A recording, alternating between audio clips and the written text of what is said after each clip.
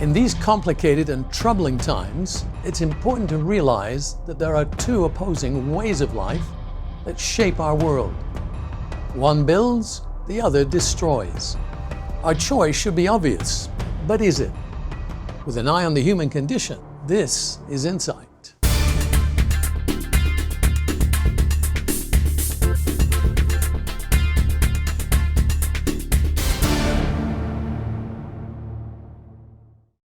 A wise man once said that life is governed by two conflicting principles: give and get. Give expresses outgoing concern for others. Get is first and foremost self-oriented. Using two common terms in the language of business, we might say the give way is relational, whereas the way of get is transactional. For example, transactional marketing focuses on a single point of sale event, while relational marketing emphasizes building long-term customer relationships. One is all about closing the one-time sale, the other is about creating an enduring positive relationship. The relational versus transactional model is not limited to business. It shapes all human relationships and even influences international affairs. In interpersonal relationships, the transactional approach reduces interactions to win-lose. Only the one who dominates wins. This is also true at the level of nations, when one side seeks to overpower the other in a trade war or a territorial war. On the other hand, the relational approach seeks mutual benefit through mutual cooperation. This promotes win-win, because equity and equality are in play. Relational thinking requires giving up something of self for the common good. That same wise man went further in describing the way of give as outgoing concern for others equal to concern for self, a key aspect of empathy. The way of get, he said, expresses itself in grasping and taking, the pursuit of personal profit, and the selfishness that defines so much of human interaction. When get is the way, competitiveness and violence are close at hand. This note was a promise that all men, yes, black men as well as white men, would be guaranteed the unalienable rights of life, liberty, and the pursuit of happiness. Martin Luther King Jr. made many eloquent pleas for equality of opportunity for African Americans. On one occasion, recognizing the gravity of the problem in the context of the nation's future, he said, "We must learn to live together as brothers or perish together as fools." As a Christian leader, King's underlying ethic was the biblical principle of loving neighbor as self, combined with awareness of the biblical wisdom that counters foolishness.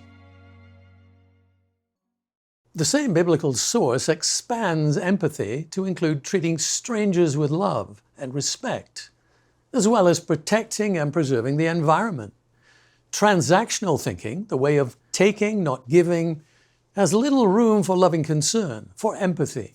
It's exploitative, which is by definition unloving. Everything in that world becomes a potential commodity. It's just something to be traded for profit. A well-known transactional businessman said of late, "The fundamental weakness of Western civilization is empathy."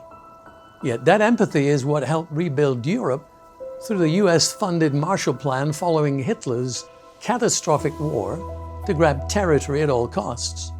In his 1947 address at Harvard University, Secretary of State George Marshall said, "It is logical that the United States should do whatever it is able to do to assist in the return of normal economic health in the world, without which there can be no political stability and no assured peace.